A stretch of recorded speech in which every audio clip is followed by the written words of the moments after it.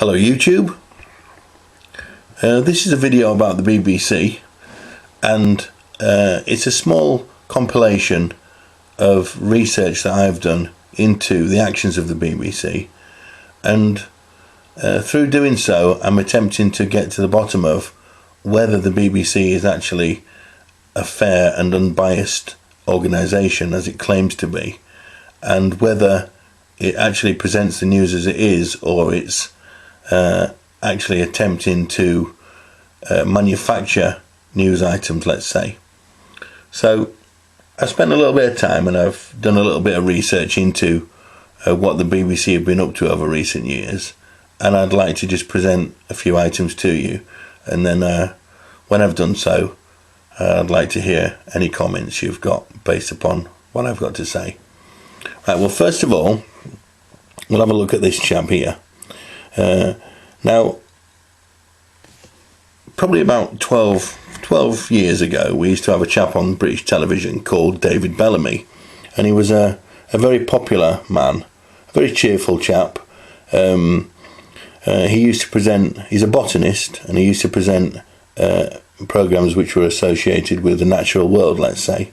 and like I say, a nice guy. And probably, like I say, about 12 years ago he disappeared from our television screens, even though at the time he must have been one of the BBC's most popular presenters. And I suppose many did notice that he disappeared, but also quite a few didn't actually notice. Now, it turns out, having listened to David Bellamy's explanation of why he no longer works for the BBC, it's because, and I'll link to this video in the section below, he says that when the BBC began to push the man-made global warming agenda, and that they were attempting to help bring about the system of carbon credits, etc., and taxing the people upon the credit, the carbon that they were producing, and all this these carbon credits and such like, this taxation system was going to be run via the World Bank. It turns out that he was unwilling to go on the BBC and push the concept of man-made global warming because he considered it to be a lie, and that there was no truth at all in it. And because of that, he was willing to do as they said. Now, they basically said to him, either you do as we wish, or you'll be sacked. So, and he wasn't alone in this actually. There were actually 4 other people who were sacked at the same time by the BBC for their non-compliance in forwarding their agenda. Now, that's hardly something that you would associate with a group who were, as they say, fair and unbiased. They're only allowing one side of the story to be told, and they're deliberately going out of their way to silence anyone who says anything contrary to what they're trying to put across. So that's my first piece of evidence. I'll put a link to it below, as I say. Now, the next thing is the BBC and the cover-up that was in place for a long time, associated with well, it began with Jimmy Savile, didn't it? When it came out after not long after he died, that he'd been a child molester for many years, and when certain groups started to look into what had been going on with the BBC, it turns out that the BBC had been working to stop investigations being made into people who were there, who were BBC entertainers, let's say. They were presenters for the BBC, and it turns out since these investigations have been going on, that the BBC has in fact been covering up for the molestation of children for a long period of time now, and that child molestation at the BBC was actually, you could even say it was systemic, in that many other people who worked for the BBC at the time have now also been arrested for their behaviour when it comes to molesting children, many of whom were actually molested at the BBC's television centre in London, on their very premises. So that again doesn't hold well for the BBC, in that they actually worked to cover these things up for a long period of time now. Okay, the next thing I'm going to cover is recently we had the Bilderberg meeting in the UK, in Watford, just north of London, and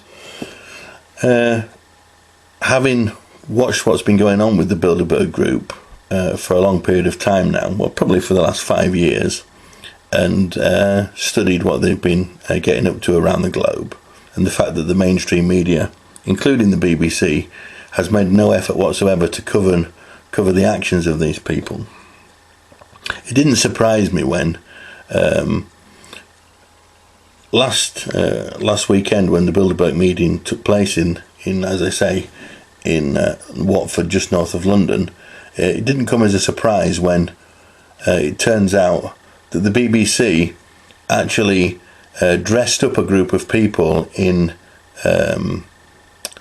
clothing associated with druids and such like, and took this car full of people up to the Bilderberg conference, and obviously the name of the game and what they were attempting to do was to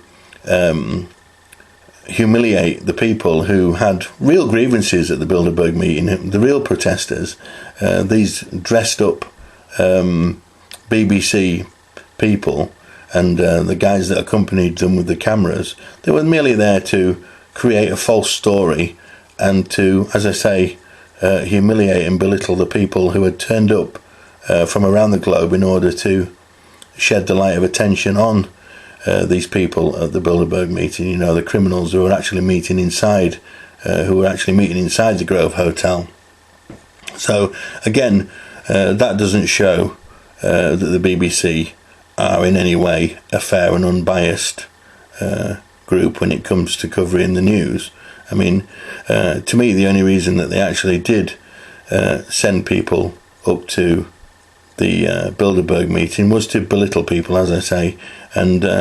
had the alternative media not covered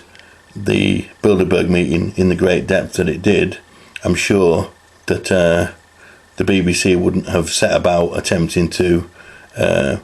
manage the situation on behalf of the elites, let's say. So that's the third thing. So we've got the David Bellamy thing, we've got the Jimmy Savile thing, and we've got the Bilderberg, recent Bilderberg meeting, and the devious actions of the BBC there. And then finally, we've got the information relevant to what happened on the day of 9/11, when the BBC went live to America on the day of 9/11, as I say, at 5 o'clock in the afternoon,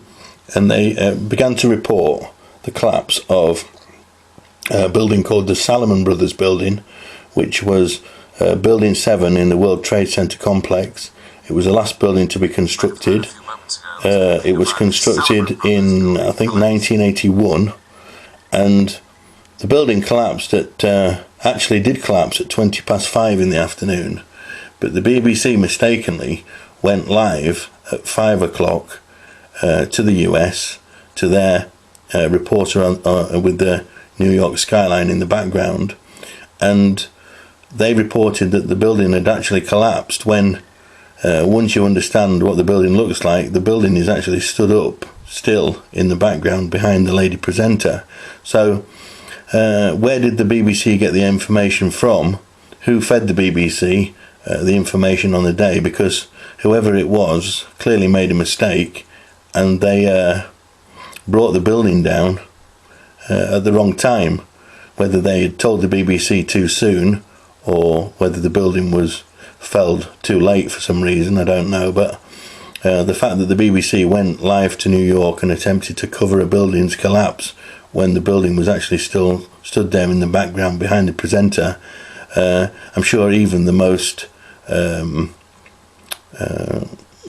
accepting individual would accept that something is actually wrong in this instance, that something is amiss. So there again, that's my fourth piece of evidence there associated with the BBC, and I think it's a shame, really, because the ironic thing about the BBC is not only does it misinform and attempt to cover up for the actions of the powers that be, but the fact is, in the UK, the BBC are actually a state-funded enterprise, and by that I mean the people are actually forced into having to finance this operation, even though what it gets up to and what it's providing for us is nothing short of a disgrace. So I'd like you to just, as I say, have a look at what I've found. Should you wish to make a comment, obviously do so, and I'd be glad to hear what you have to say. Bye bye.